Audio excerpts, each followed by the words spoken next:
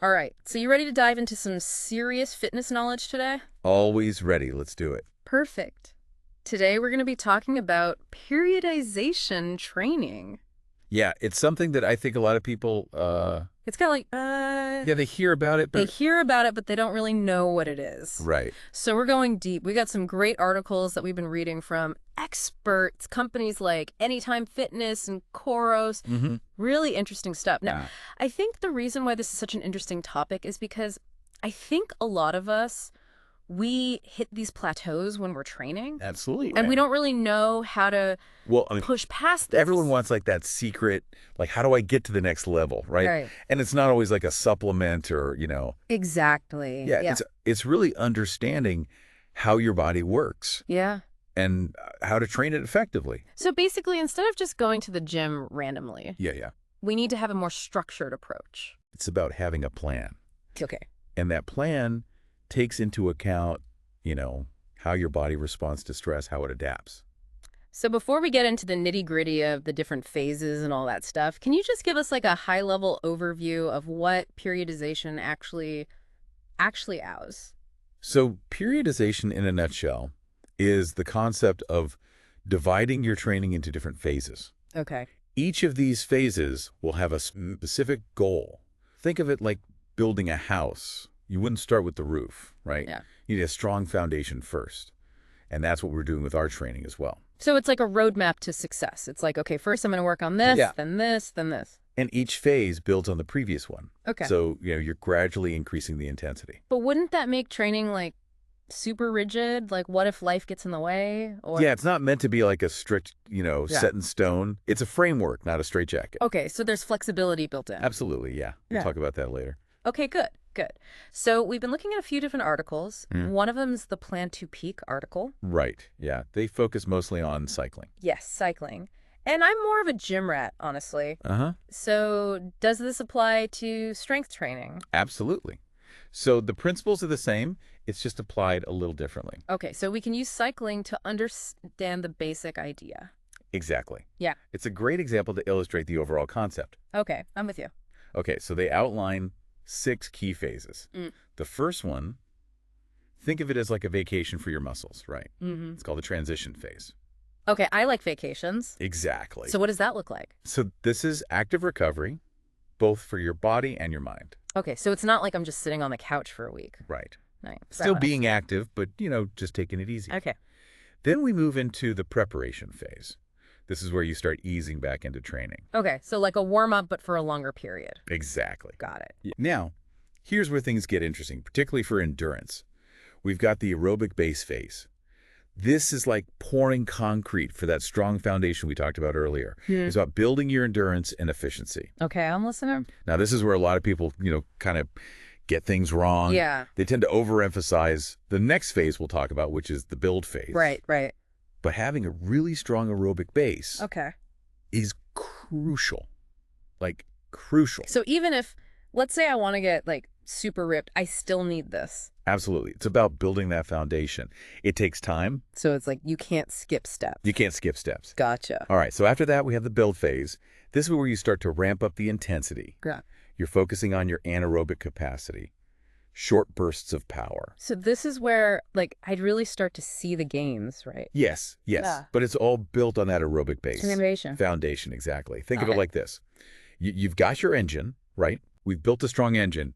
Now we're adding a turbocharger. Okay. Okay, so then we've got the tapering phase. Mhm. This is where you actually reduce your training volume. Really? Yeah. So I'm actually doing less. You're doing less. You're letting your body recover. Okay. And then finally, the race peak phase. This is where all of that training comes together. Okay, so that's how the cyclists are doing it. Yeah. But, I'm still curious about how all of this applies to someone like me who's, hitting the weights at the gym. Right, yeah. So I remember that analogy about this phases being like stages of building a house. Mm-hmm.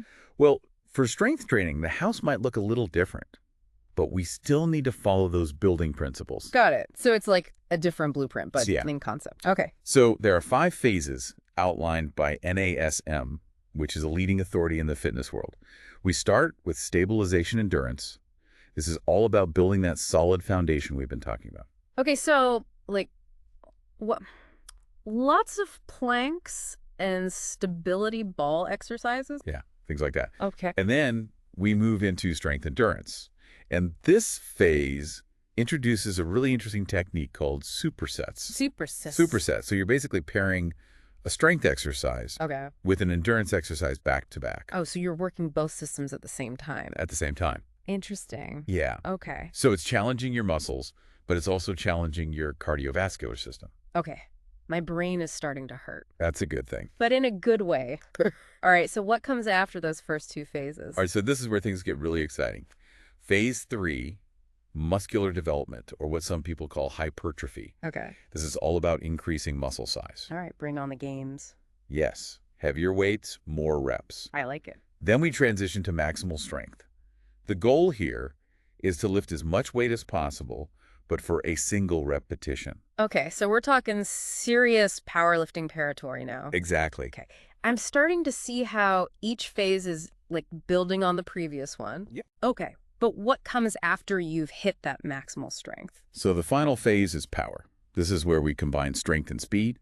We're training for explosive movements. Okay. So think like, vertical jump, throwing a medicine ball, those types of exercises. Got it. But again, you need that foundation. You need those previous phases to be able to safely and effectively do this phase. So like climbing a ladder. You can't skip any rungs. Can't skip the rungs. Exactly. Okay, this systematic approach, I'm starting to get it, Good. but there's got to be different ways to approach it, right? It can't just be about these phases. That's where it gets even more nuanced.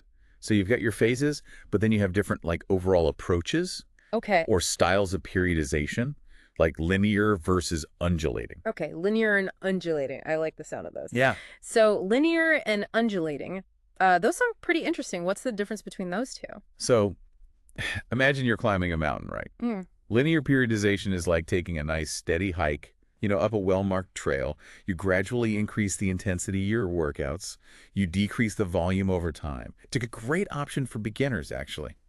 Okay, so it's like a clear path, no surprises. Exactly. Okay, so what about undulating? That sounds a little bit more adventurous. Yeah, undulating is more like a roller coaster. You switch up the intensity and the volume within a week, so it kind of keeps your body guessing. Okay, so you're not going to hit those plateaus as easily. Exactly. So how do I know which approach is going to be better for me? That's a great question. It really depends on your goals, your experience level, your personal preferences, honestly. Right. Linear is great for building that foundation, that we keep talking about. Establishing consistency, that's really good for that.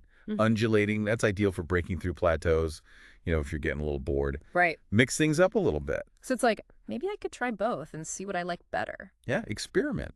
See what your body responds to best. Okay, I like that. I like that. So before we go too far into these like different approaches, let's bring it back to like, why should someone even bother with periodization in the first place? That's a great point because periodization, it's not just about like optimizing for a specific race or avoiding plateaus, although those are great benefits. Right. It's really about training smarter, not harder. Okay. It's a holistic approach to fitness. It benefits both your body and your mind. Okay, I'm listening.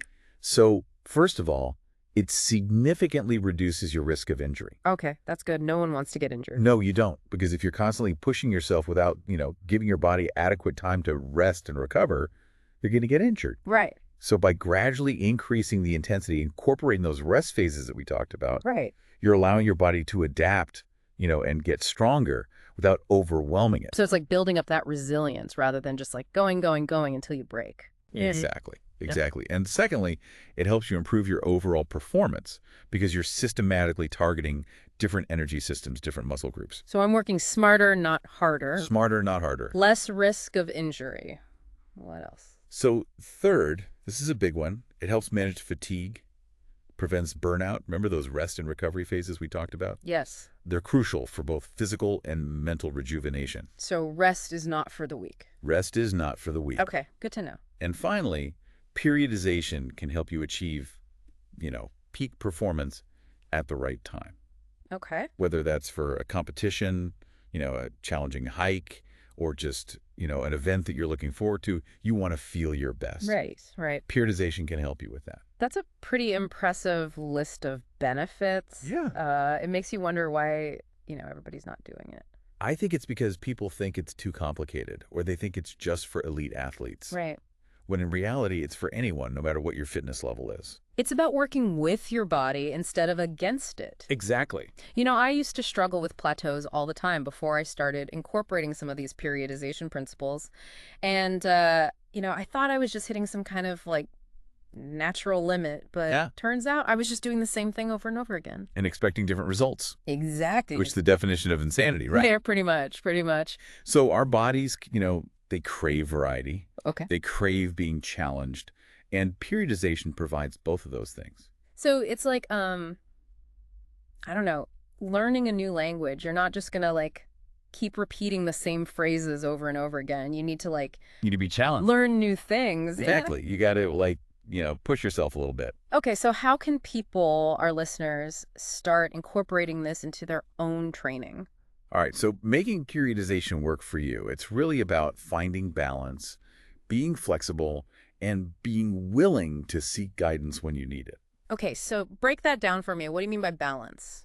So balance is all about finding that sweet spot between training and recovery. Okay. You don't want to neglect those rest days. You want to make sure you're getting enough sleep, proper nutrition, and you're not focusing too much on one aspect of fitness at the expense of others. Right, so it's about the whole package. Whole package. Training, recovery, Yeah. nutrition. Exactly. Okay, what about, you mentioned flexibility earlier. What does that mean in terms of periodization? Yeah. So life happens. Right. You're not always going to be able to stick to your plan perfectly. So you got to be willing to adjust, when needed. Don't be afraid to take an extra rest day if you're feeling exhausted, or swap out, a strength training session for a yoga class if your body just needs something different. So it's about listening to your body and like adapting to what it needs. Exactly. Okay. And seeking guidance. What did you mean by that? So there are so many great resources out there, Yeah. qualified fitness professionals, who can help you personalize a periodization strategy. Right. Like a coach. A coach, Yeah. exactly. Yeah. Especially if you're new to this whole concept. Right. Because it can feel overwhelming. It can, yeah. Okay. So we've got balance, flexibility, guidance. What else should we keep in mind when we're, thinking about implementing this? So remember those different engines we talked about earlier? Yeah. The aerobic base, the anaerobic. Oh, right. So understanding those different energy systems in your body, that's really crucial for creating an effective periodization plan. Okay. This is where it gets a little bit technical. Can you break that down for me? Sure. So think of it this way, like, you have different engines for different tasks, right? Okay. So you have an engine for like sprinting up the stairs. That's your anaerobic system. And then you have an engine for going for a long run. That's your aerobic system. Okay. So are you saying that like I need to train those engines specifically? Yes. Exactly. And periodization helps us do that systematically. So like in the aerobic base phase, I'm working on that long run engine. Exactly. Okay, I get it. So how do I know like which engine I'm targeting in a specific workout? So that's where training intensity comes in. Okay. Low intensity exercises like walking or jogging, that's primarily using your aerobic system. Okay. As the intensity increases, like, if you're doing a tempo run, you're doing interval training, that's when the anaerobic system starts to kick in. So the harder I push, the more I'm engaging that other engine. Exactly.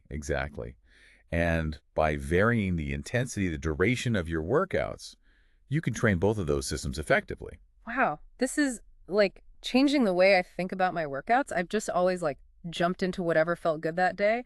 But now I see like the importance of having a plan, like a strategy. Yes, train with intention. Yeah. Train with a purpose. Okay, so we've talked about the different phases of periodization. We've talked about the different approaches, but how do we actually like put this into practice? Like where do we begin? So it all starts with setting clear goals. Okay.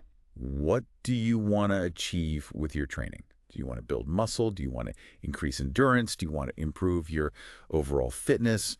Are you training for a specific event? For me, it's kind of like all of the above. Like I want to feel strong. I want to have more energy, be able to run that 5K without collapsing, maybe even try some more adventurous hikes this summer. Those are great goals. Yeah. And those are all achievable with the right periodization plan. So once you have those goals identified, that's when you can start planning your training phases accordingly. So we're going back to those phases like the stabilization endurance, the strength endurance, but we're tailoring it to my specific goal. Exactly. Okay. And remember, the specific phase is how long you spend in each phase. It's going to depend on your individual needs, where you're at right now with your fitness level. So, if you're brand new to strength training, you might spend a little longer in that stabilization endurance phase, just building that base. Okay. And, if endurance is a primary goal for you, you might want to spend more time developing that aerobic base that we talked about earlier. Okay. So it really depends on your individual goals and needs. Okay. So wouldn't it get kind of boring doing the same workouts for weeks on end? Yeah, so that's where the art of periodization comes in. Okay. Even within a specific phase, you can vary your exercises, you can vary, your rep ranges, your rest periods, Okay. just to keep things interesting, keep things challenging. So it's about like being creative within the structure. Exactly. Right. Periodization is a framework, not a straitjacket. I like that. It's about finding what works best for you. This is making it feel a lot less intimidating and a lot more like approachable. Good. Like it's not about like forcing myself into some kind of box. Right. It's about creating something that supports my goals and, keeps me engaged. Exactly. That's what it's all about. Okay, that's good. So are there any like common pitfalls that people fall into when they're implementing periodization? Like any mistakes to avoid? Oh, absolutely. So many people, they get excited about it and then they make some common mistakes. Okay, well, I want to make sure I avoid those. Yeah. So one of the biggest mistakes is neglecting recovery. Okay. Remember, it's all about finding that balance, right? Yeah. Between stress and recovery. So rest days are non-negotiable. Non-negotiable. Okay, even if I'm feeling super motivated. Even if you're feeling super motivated, rest days are crucial. They allow your body to adapt. They allow your body to come back stronger. Okay, got it. Rest and recover. Repeat. What else? What else should I watch out for? Another common mistake. People get so caught up in their plan, Okay. they forget to be flexible. Life happens. Yeah. Sometimes you just got to adjust your training schedule. Don't be afraid to skip a workout if you're feeling sick or just exhausted. Okay. Or maybe, swap out that strength training session for a yoga class, something a little more restorative. So it's about listening to my body and being flexible. Exactly. Not being a slave to the plan. Exactly. Okay. What other mistakes do people make? Another big one is not setting clear and specific goals. Okay. So, it's not enough to just say, I want to get in shape. Okay. You got to define what that means for you. Right. What does in shape actually look like? Exactly. Do you want to lose weight? Do you want to build muscle? Do you want to run a marathon? Right. Do you want to just have more energy for daily activities? So the more specific I am, the better. The more specific you are, the better you can tailor your plan to achieve those goals. Okay. So specific goals, planning out my phases, balancing stress and recovery, being flexible, listening to my body, understanding those different energy systems. It's a lot, but it's starting to make sense. It's a lot, but it's all interconnected. Yeah. It's all part of this bigger picture. Okay. So I get it. Yeah. But I have to admit, it's a little overwhelming thinking about creating this plan. Right. And that's where those resources that we talked about earlier can come in handy. Okay. There's some great apps, online tools that can help you create personalized plans, track your progress. Okay. So you don't have to do it all alone. Right. So I don't have to be like a periodization expert to do this. No, not at all. And, a lot of people find it really helpful to work with a qualified fitness professional, like a coach. Right. They can provide that guidance, accountability, support to make sure you're staying on track. Okay. This is making me feel a lot more confident about actually, doing this. But what would you say is the biggest piece of advice you would give to someone who's just starting out with periodization? Start small. Okay. Be patient. You don't have to overhaul your entire routine overnight. Just start by incorporating maybe one or two new principles. Maybe you add a rest day into your routine, or you experiment with different training intensities. So small changes, see how it goes. Small changes. And remember, it's a journey, not a destination. Okay. There are going to be ups and downs. There are going to be plateaus. There are going to be breakthroughs. So just roll with it? Roll with it. Listen to your body. Never stop learning. Okay, this has been great. I feel like I'm actually starting to understand this stuff now. That's good. But, we've talked a lot about, the physical benefits of periodization, avoiding injuries, maximizing performance, all that good stuff. But what about the mental side of things? How does periodization affect, our mindset, our motivation? Oh, that's a great question. And it's something that often gets overlooked. Okay. Because the mental benefits of periodization are just as significant as the physical ones. Okay. I'm all ears. Tell me more. So think about it. When you have a plan, when you're seeing progress towards your goals, that does something to your mind. Okay. It boosts your confidence. Right. It boosts your motivation. I can see that. You start to feel more empowered. Right. You feel more in control of your fitness journey. Mm. And then the variety that periodization offers, that helps prevent boredom and burnout. Right. Remember that roller coaster analogy we talked about? Yeah. That constant change keeps things interesting, keeps you Okay. mentally engaged. So it's like mentally stimulating, not Yeah. just physically challenging. Exactly. And don't forget the rest and recovery. Right. That's crucial for mental well-being too. Okay. So it's like it's all connected, the physical and the mental. All connected. It's a holistic approach. I think I used to have this all or nothing mentality with my fitness. Like if I missed a workout or if I ate something, bad, that it was like the whole day was ruined. Right. But periodization with its emphasis on, flexibility, it's like, it's okay, Yeah. life happens. Exactly. It's a long-term process. Right. It's not about perfection every single day. So it takes the pressure off. It takes the pressure off. Okay, good. It's about consistency over time. Consistency over time. I like that. Okay. So we've talked about periodization for cycling, strength training. Does it apply to other activities like running, swimming, yoga? Is there like a universal approach? So while this specific phases and the methodologies might differ slightly, the underlying principles of periodization, they apply to all forms of training. Okay.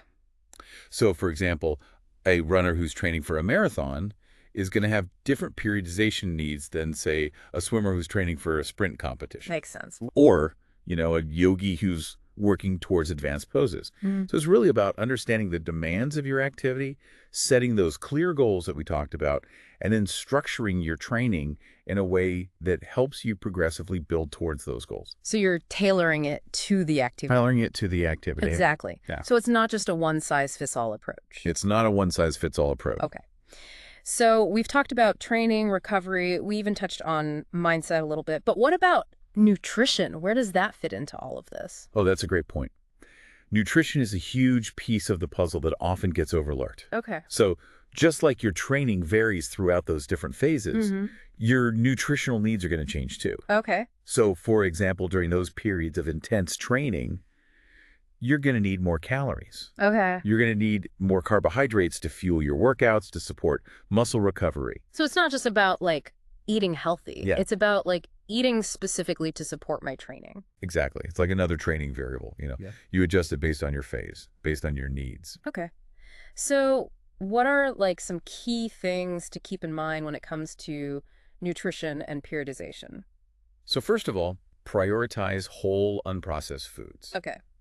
Things like fruits, vegetables, lean proteins, complex carbohydrates, healthy fats.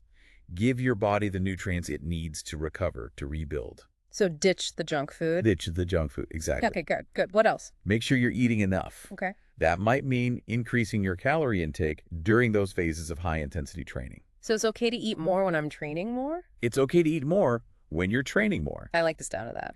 Because if you restrict calories too severely, you're actually going to hinder your progress. Okay. You're depriving your body of the fuel that it needs. Okay, good to know. And then pay attention to protein. Protein is so important for muscle growth and repair. Right. So like protein shake after every workout. You can get protein from whole food sources too. Okay. Chicken, fish, beans, lentils. Okay. So shakes are good, but not my only source. Exactly. Got it. So this is like making me rethink my whole approach to nutrition. Yeah. I used to think it was all about willpower and like deprivation. All right. But now it's like it's a tool, it's a strategy to support my training. It's fuel. Fuel. Yeah. Exactly. Okay, that's a good way to look at it. So just like with training, I should listen to my body when it comes to nutrition. Exactly.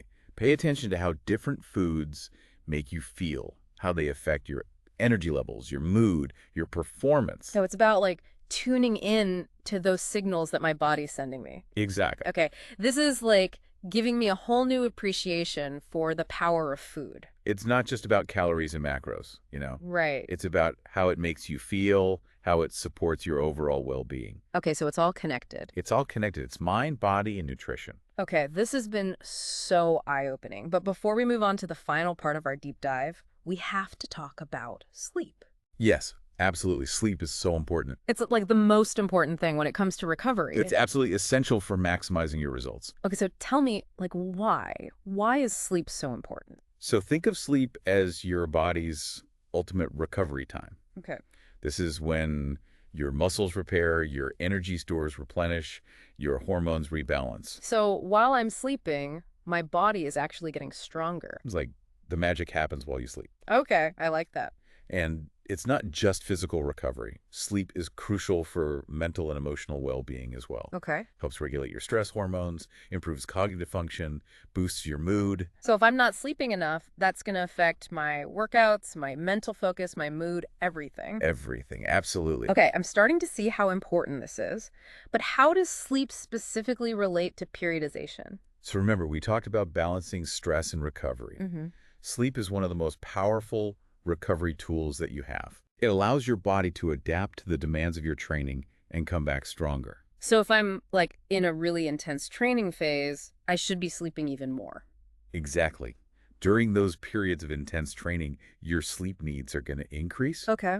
You might need an extra hour or two of sleep to feel fully rested and recovered. All right. Maybe cut back on those late night Netflix binges. Maybe a little bit. And it's not just about the quantity of sleep, it's about the quality of sleep as well. Okay, what do you mean by quality sleep? So quality sleep means you're going through all the different stages of sleep Okay. without interruptions, waking up feeling refreshed and energized. So it's not just about like clocking in 8 hours. No, it's about making sure those 8 hours are actually restful and restorative. Okay. So how do I improve my sleep quality? Like, what are some things I can do?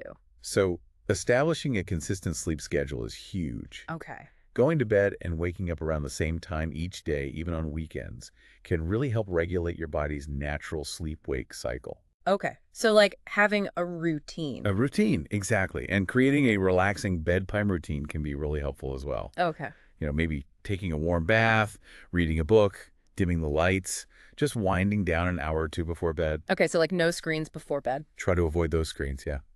The blue light emitted from those devices can actually interfere with your sleep. Right, right. And then optimizing your sleep environment. Okay. Making sure your bedroom is dark, quiet, cool, and comfortable. Okay, I can do all that. Okay. This is like making me realize that sleep should be like non-negotiable. It should be. It's just as important as your workouts and your nutrition. It's like the foundation of everything. It really is. It's when your body recovers. It's when your body rebuilds. It's crucial.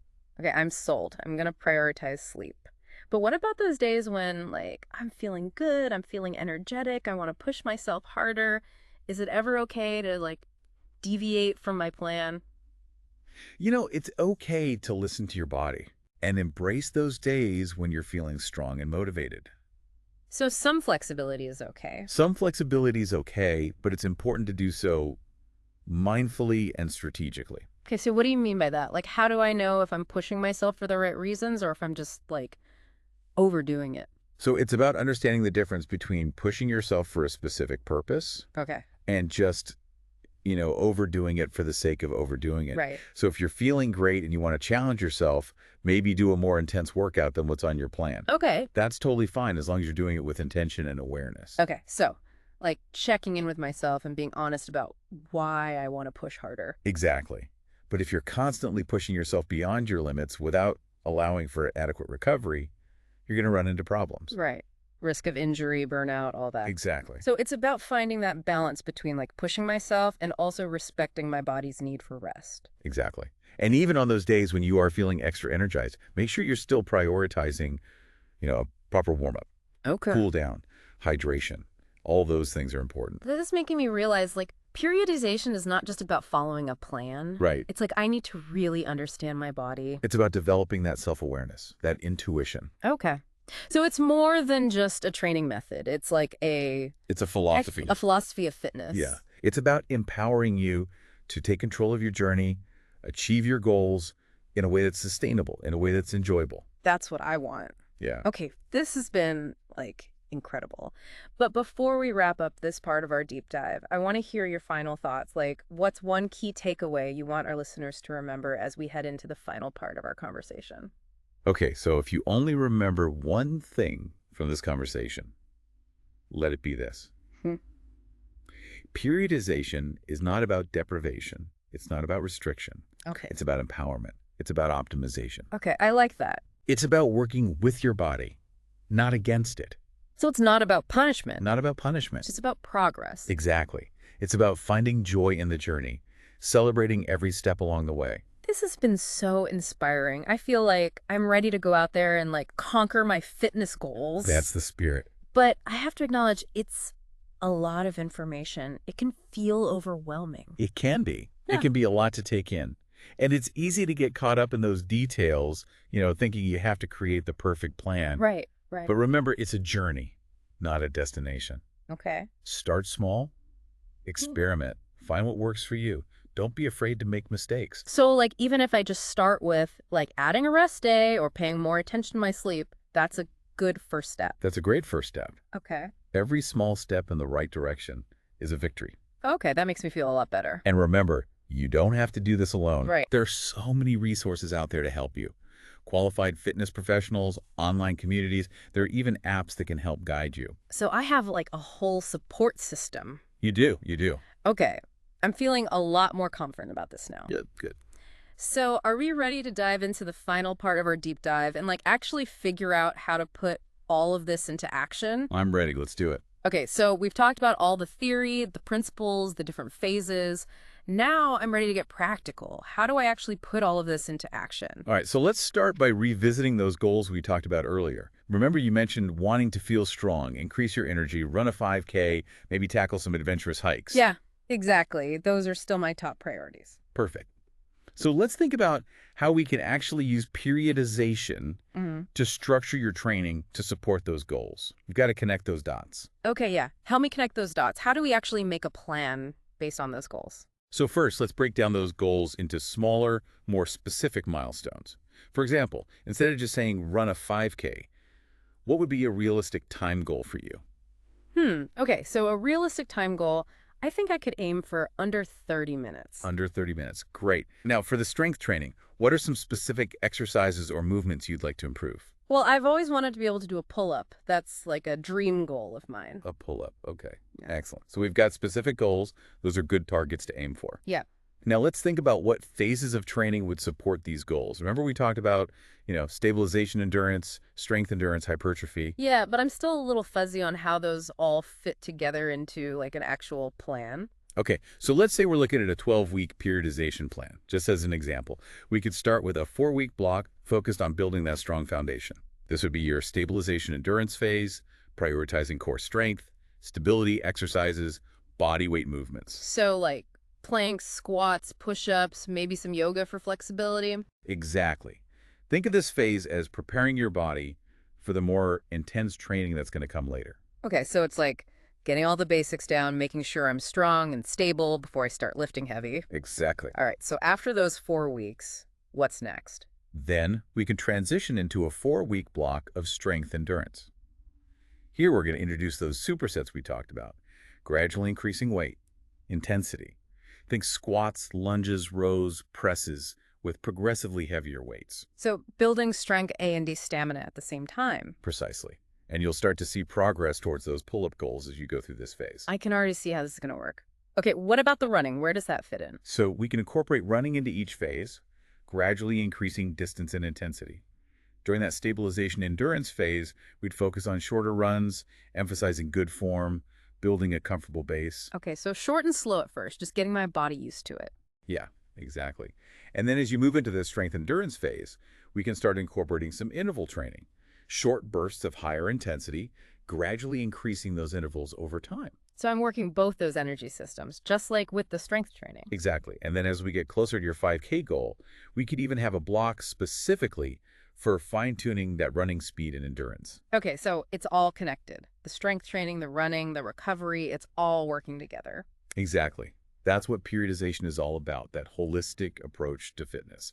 It's not just compartmentalizing, it's about integrating everything. This is so cool. Okay, so we've got those first 8 weeks planned out. What about the last 4 weeks of this example plan? So those last 4 weeks, that could be your peaking phase. We really focus on maximizing your strength and running performance in preparation for that 5K and those hikes. Okay, so this is where I'm like putting it all together. Exactly. Think hill training for the hikes, some speed work for the 5K, continuing to challenge yourself in the gym. We're putting those final touches on everything. It's all coming together. This is amazing. I feel like I'm building a house brick by brick, and then finally it's finished and ready for the big reveal. Exactly. But remember, this is just a sample plane. The specifics will vary based on your progress, how your body responds, and your own individual needs. Okay, this makes sense, but I gotta be honest. Creating a plan like this from scratch still feels a little intimidating. That's totally understandable. Remember those resources we talked about? The apps, the online tools. Those could be really helpful for creating personalized plans. They track your progress and give you guidance along the way. Okay, so I don't have to do this all by myself. You don't have to be a periodization expert to make this work. And of course, there's always the option of working with a coach, someone who can provide that personalized support, accountability, and expertise. Okay, that makes me feel a lot better. So, any final words of wisdom for someone just starting out with periodization? Yeah, start small, be patient, don't try to change everything overnight. Just pick one or two things to focus on first. Maybe you add that rest day we talked about, or you experiment with different training intensities. Just start somewhere. Small changes, consistency over time. Got it. Exactly. And remember, periodization is a journey, not a destination. There will be ups and downs, plateaus, breakthroughs. Embrace the process, listen to your body, and never stop learning. This has been amazing. I feel like I have a whole new understanding of how to train, how to eat, how to recover, how to actually achieve those goals that I've been dreaming about, and it doesn't feel so overwhelming anymore. That's what it's all about. Empowering yourself, taking control of your fitness journey, and making it something you enjoy, something that's sustainable for the long term. Thank you so much for joining us on this deep dive into periodization. We hope you've learned something new and are feeling inspired to level up your own fitness game. Until next time, keep exploring, keep learning, and keep pushing those boundaries.